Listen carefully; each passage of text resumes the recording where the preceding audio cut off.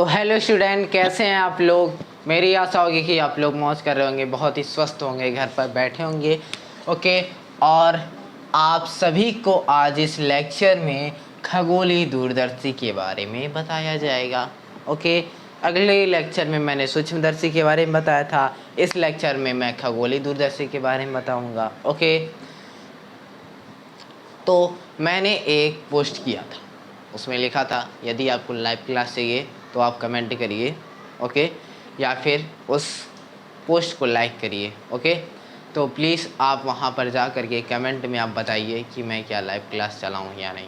Okay, तो but मेरी जहाँ तक है कि मैं लाइव क्लास ज़रूर दूंगा, और स्पेशली वो लाइव क्लास मैथ के लिए होगी और फिजिक्स के लिए भी लाइव क्लास चलाई जाएगी। बट फिजिक्स की न्यूमेरिकल की जो क्लासेस हैं वो लाइव चलाई जाएंगी, और मैथ की स्पेशली लाइव क्लासेस प्रोवाइड कराई जा रही हैं। उसमें केवल इम्पॉर्टेंट क्वेश्चन होगा, और जो मैथ के होंगे वो जा कर के वहाँ पर अपनी मैथ की पूरी क्लासेस ले सकते हैं। ओके, इस बार के लिए टाइम कम है, इस वजह से मैं केवल उसमें इम्पॉर्टेंट क्वेश्चन कराऊंगा। ओके, और उस क्वेश्चन को कराने का मतलब ये कि आप पूरे मैथ में 100 to 100 स्कोर करके आएंगे।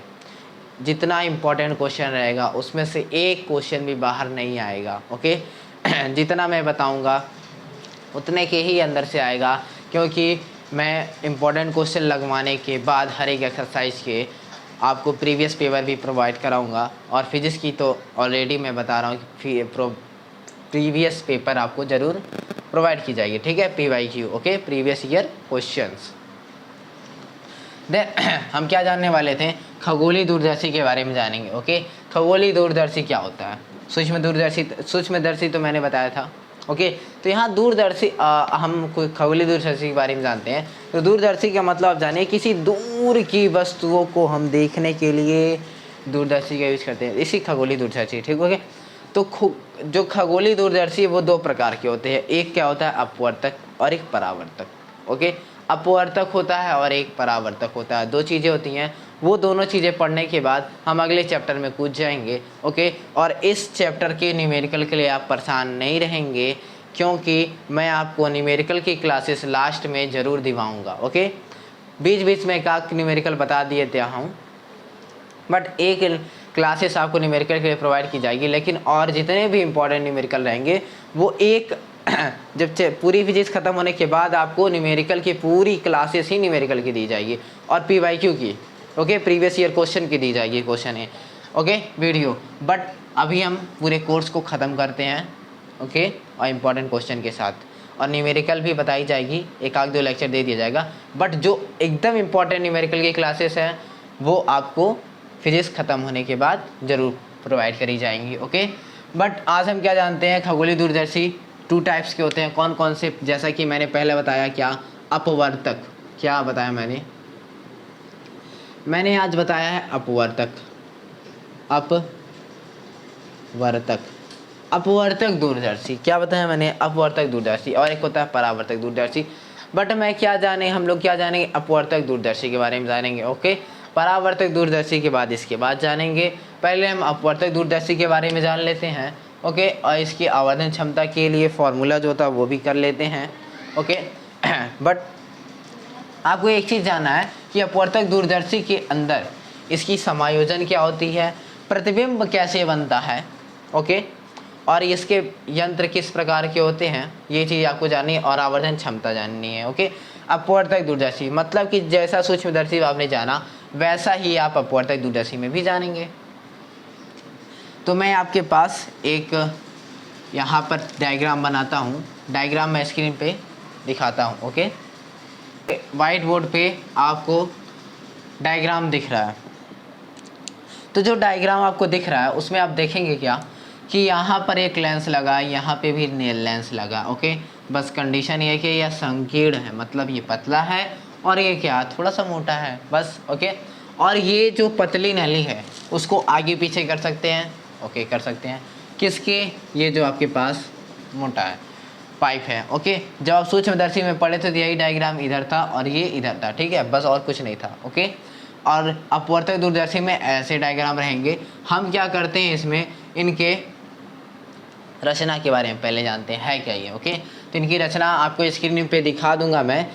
ओके, इसकी जो रचनाएं हैं मैं स्क्रीन पे दिखा दूंगा, बट मैं पहले समझा देता हूँ और आपको स्क्रीन पे दिख जाएगा, जो आपको नोट्स में राइट करना है क्या कि ये एक अभी जिधर ये अभिदृश्यक लेंस है और जिस तरफ से हम देखते हैं वो अभिनेत्रिका लेंस, मतलब नेत्रिका लेंस कहते हैं। क्या कहते हैं उसको? नेत्रिका लेंस।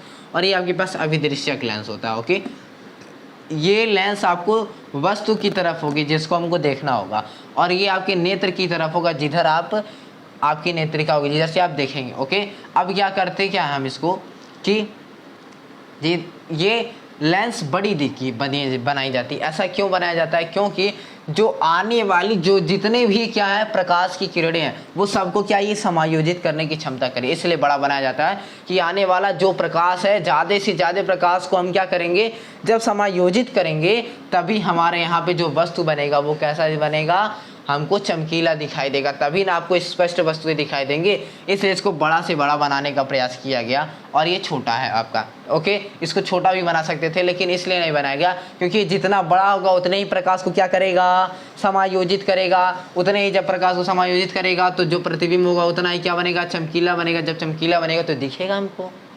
ओके, तो इसकी रचना इसी प्रकार थी। अब इसको हम आगे पीछे आराम से कर सकते हैं, आपके ऊपर है। जहाँ पर क्रॉस तार मिल जाए, ओके, फोकस हो, आपको वस्तु स्पष्ट दिखने लगे, वहाँ पर आप इसको क्या कर सकते हैं, सेट कर सकते हैं। अब रचना हो गई। और समायोजन के बारे में जैसा मैंने बताया वही चीज़ें यहाँ पे रहेंगी। ओके, कि आपके पास ये संकीर्ण पाइप नलिका है जिसको हम आगे पीछे कर सकते हैं अपने अनुसार। ओके, जहाँ पर क्या हो, हमारा प्रतिबिंब एकदम स्पष्ट दिखाई दे और क्रॉस तार फोकस एक पर हो। Okay, that's all. अब ये अभी इसको क्या कहते हैं, वैसा कि मैंने बताया, क्या कहते हैं इसको,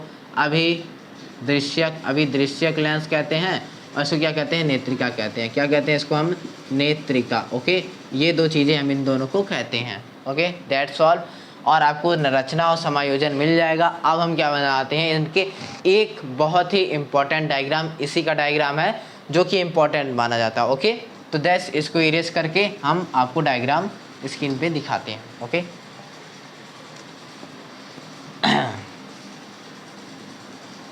तेरे नाम की पुकार बैठे हैं उसे कई बार।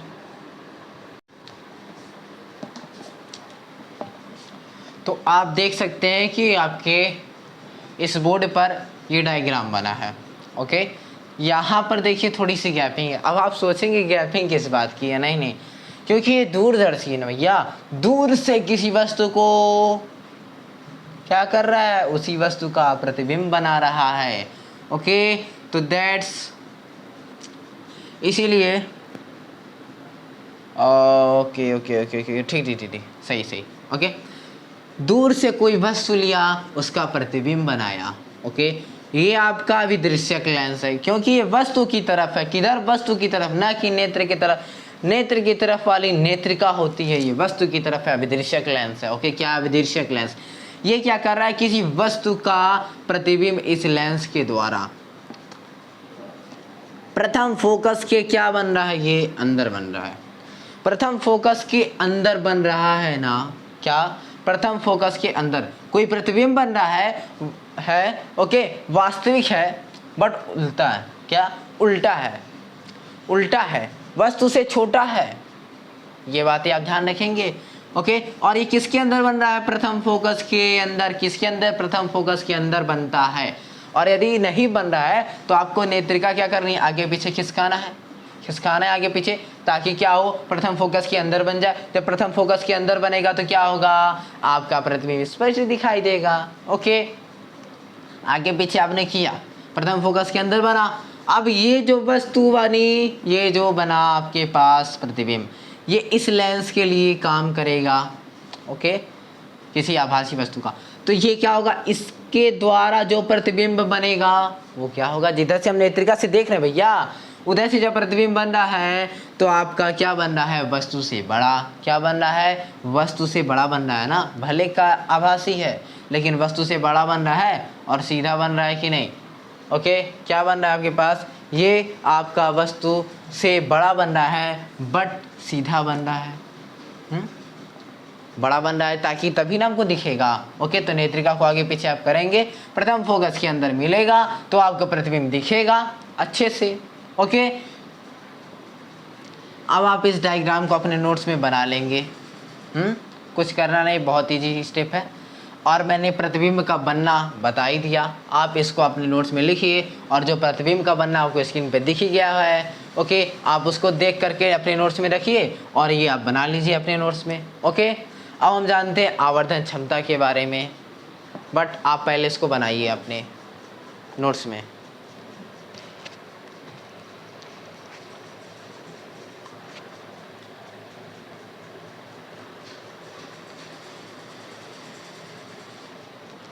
मेरी आशा होगी आपने बना लिया होगा। अब हम जानते हैं क्या आवर्धन क्षमता। आवर्धन क्षमता m बराबर आपने पढ़ा है बीटा अपन अल्फा, जो कि मैंने बहुत पहले बता दिया। ये आपका किसके बराबर हो जाएगा, 10 बीटा अपॉन में 10 अल्फा। 10 बीटा अपॉन 10 अल्फा के बराबर हो जाएगा। यहाँ पे 10 बीटा मिल रहा है, यहाँ पे 10 अल्फा मिल रहा है। ओके, बीटा के लिए आप देखिए, सॉरी यहाँ पे ओ डैश भी रहेगा। ओके, यहाँ आप बना लीजिएगा अपने नोट्स में, ओ डैश भी आप बना लेंगे। ओके, यदि आप बीटा देखते हैं, क्या देखते हैं, यदि आप बीटा देखते हैं, क्या देखते हैं, यदि आप बीटा देखते हैं तो ए डैश बी डैश अपॉन में ए डैश ओ रखेंगे, ए डैश बी डैश अपॉन में ए ओ डैश, सॉरी ए डैश हो रहा है। और यदि आप अल्फ़ा की बात करते हैं, किसकी बात करते हैं, अल्फ़ा की बात करते हैं, तो आपके पास यहाँ पे ए डैश ओ डैश रहेगा। तभी तो मैं कह रहा हूँ काश कुछ गलती हो रही है। ठीक है, यदि आप अल्फ़ा की बात करते हैं तो क्या होगा यहाँ पर, बताइए आपका वो चीज़, यहाँ पर आपके पास वस्तु क्या बनेगी अल्फ़ा के लिए,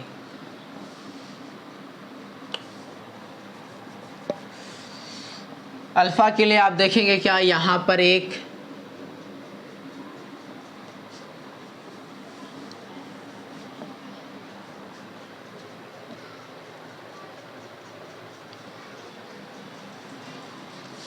अब हम आवर्धन क्षमता के बारे में जानेंगे।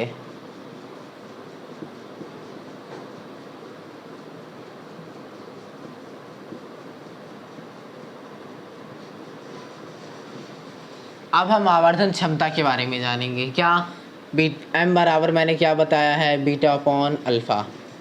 ओके, बीटा की वैल्यू, यदि आप बीटा को मान लीजिए 10 बीटा और अल्फ़ा को मान लेते हैं हम 10 अल्फ़ा। ओके, तो 10 बराबर क्या होता है, लंब बटा आधार। लंब क्या है, ए डैश बी डैश, क्या है आपके पास, ए डैश बी डैश। आधार क्या आपके पास, ए डैश ओ डैश अपॉन में बी, अल्फ़ा के लिए देखेंगे तो ए डैश बी डैश अपॉन में क्या आएगा आपके पास, आधार। ओके, क्या आधार, तो आपके पास क्या आएगा, ए डैश ओ, ए डैश ओ। तो ए डैश बी डैश क्या हो जाएगा, कैंसल, बचेगा आपके पास क्या, ए डैश ओ अपॉन में ए डैश ओ डैश। कैसे आया, ये नीचे चल जाता है और ये इसका मल्टीप्लाई ऊपर की ओर हो जाता है। आपके पास ए एम बराबर आया। ओके, देन आप जब देखेंगे एम बराबर के पास क्या आ गया, ए डैश ओ, क्या आपके पास वैल्यू क्या हो जाएगी, ए डैश ओ डैश की वैल्यू क्या आपके पास, माइनस यू ई, क्या माइनस यू ई अपॉन में ए डैश ओ, क्या ए डैश और ओ, यहाँ तक की वैल्यू क्या आपके पास F0। ये हो गया आपके पास क्या, आवर्धन के लिए फॉर्मूला। 1 सेकेंड, ए डैश, सॉरी ए डैश ओ की वैल्यू आपकी जो है, यहाँ पे ए डैश ओ डैश की वैल्यू माइनस यू ई है, ये इसके लिए मैं माफ़ी चाहता हूँ, यहाँ पर ये उल्टा हो गया। 1 सेकेंड, यहाँ पर ए डैश ओ की वैल्यू आपके पास F0 है। ओके, F0, और यहाँ पर जो है ए डैश ओ डैश की वैल्यू माइनस यू ई है। ओके, दैट्स, अब ये क्या आ जाए आपके पास, ये इक्वल में आ सकता है आपके पास minus F0 upon U E. Okay, ये चीज़ आपके पास हो सकती हैं। ओके, हाँ, आपके पास ये यू ई आ गया, मैं इंक डाल लेता हूँ, तब तक आप इसको नोट कर सकते हैं। ओके, तो अनंत पर हो, कहाँ पे हो, यदि वस्तु अनंत पर हो, पता है नहीं कहाँ पे है, अनंत पर है, कहाँ पर है वो वस्तु, अनंत पर है। ओके, तो आपका यू ई किसके इक्वल हो जाएगा, आपके पास यू ई किसके इक्वल हो जाएगा, एफ ई के। किसके इक्वल हो जाएगा, यू ई आपके एफ ई के जब इक्वल हो जाएगा, यहाँ पे आपके पास एम बराबर क्या आ जाएगा, यहाँ पर एफ ज़ीरो वही रहेगा और जो अपॉन में है यू ई के जगह पे आपके पास क्या आ जाएगा, एफ ई। क्या आ जाएगा आपके पास, एफ ई। ओके, माइनस वाली वैल्यू माइनस ही रहेगी। और ये कब कंडीशन आएगा, जब वस्तु क्या होगी, जब वस्तु कहाँ बनेगी, अनंत पर, अनंत पर। ओके, कहाँ, अनंत पर। पहला कंडीशन तो ये होता है जब वस्तु यदि अनंत पर बन रही है तो यू ई इक्वल क्या हो जाएगा, एफ ई। तो एम बराबर क्या आ जाएगा आपके पास, F zero upon F E. ठीक है, और ये कंडीशन आपके पास आ जाएगी। और ये जानिए आप कि यहाँ पर जो उसकी क्या लंबाई, तो यहाँ पे आप लंबाई क्या जानेंगे, आपका एफ ज़ीरो प्लस एफ ई। ये क्या होगी आपकी उस दूरदर्शी की लंबाई, अपवर्तक दूरदर्शी की क्या हो जाएगी, ये लंबाई एफ ज़ीरो प्लस एफ ई। ओके, अब हम क्या जानते हैं, यदि क्या हो वस्तु कब बने, यदि वस्तु जब अंतिम प्रतिबिंब स्पष्ट दूरी की न्यूनतम दूरी पर बने। ओके, सेकेंड वाला कंडीशन, इसको मैं इरेज करता हूँ। जब अंतिम प्रतिबिंब स्पष्ट दृश्य की न्यूनतम दूरी पे बने तो आपके पास क्या आ जाएगा, v equal minus D K. Okay, क्या हो जाएगा, v equal minus V D K. Okay, then आपके पास एक फार्मूला होगा एक बटा वी माइनस एक बटा यू इक्वल एक बटा एफ। आपने पढ़ा है, ठीक है। यदि आपका v किसके इक्वल हो जाए, माइनस डी के, और u किसके इक्वल हो जाए, माइनस यू ई के, और f किसके इक्वल हो जाए, एफ ई के। ओके, देन आपके पास क्या आएगा, तब ये आपके पास 1 अपॉन माइनस डी और माइनस माइनस क्या हो जाएगा आपके पास प्लस 1 अपॉन यू ई बराबर 1 अपॉन एफ ई। ओके, ये चीज़ आपके पास हो गई। और यदि आप क्या करें, हाँ, आप एफ ज़ीरो से क्या कर दे, गुणा कर दे। क्या लिखेंगे आप, एफ बेस में ज़ीरो से गुणा करने पर यदि आप गुणा कर देते हैं तो एफ ज़ीरो अपॉन क्या आ जाएगा, minus D plus F zero upon में U E equal F zero upon में क्या आ जाएगा आपके पास, एफ ई। ओके, अब क्या आपके पास कंडीशन आने वाली है, माइनस ए कहाँ चल जाएगा, प्लस में। ओके, तो आपके पास F zero upon U E equal F zero upon में F E plus F zero upon में डी। अब देखिए आप इसमें से एफ ज़ीरो दोनों में कॉमन हो रहा है, कॉमन ले लीजिए, और अपॉन में एफ ई भी कॉमन ले लीजिए। तो क्या अंदर बचेगा, 1 प्लस यहाँ पे एफ ई अपॉन डी बचेगा। ओके, और यहाँ पे आपके पास एफ ज़ीरो अपॉन क्या है, यू ई है ही। एफ ज़ीरो से एफ ज़ीरो क्या हो जाएगा, कैंसिल, और ये डिवाइड में कहाँ चल जाएगा, मल्टीप्लाई में। तो आपके पास क्या आ जाएगा, एफ ई अपॉन में क्या आ जाएगा आपके पास, u zero equal u e, और यहाँ पे 1 प्लस एफ ई अपॉन में डी। ओके, अब आप देखेंगे क्या, आप देखिए वहाँ पर कि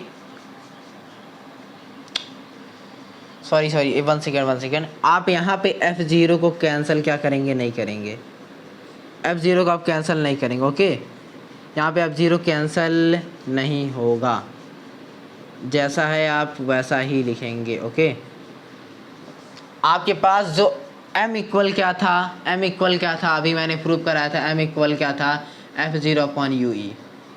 ये चीज़ें मैंने प्रूव कराई थी ना, और कोई चीज़ नहीं प्रूव कराई थी। ओके, तो यहाँ माइनस था वहाँ पे, तो यहाँ पे माइनस नहीं है, दैट्स माइनस लग जाएगा और कुछ नहीं होगा। ओके, तो यहाँ पे आपके पास क्या आ जाएगा, m equal F zero upon में एफ ई और 1 प्लस एफ ई अपॉन में डी, और यहाँ माइनस लगा तो माइनस लगा देंगे। ओके, तो ये आपके पास एक और आवर्धन क्षमता ज्ञात करने के लिए आ गया, जब अंतिम प्रतिबिंब स्पष्ट दृष्टि की न्यूनतम दूरी पर बने तो ये कंडीशन आपके पास होंगी। ओके, तो आपके पास फार्मूला आ गया।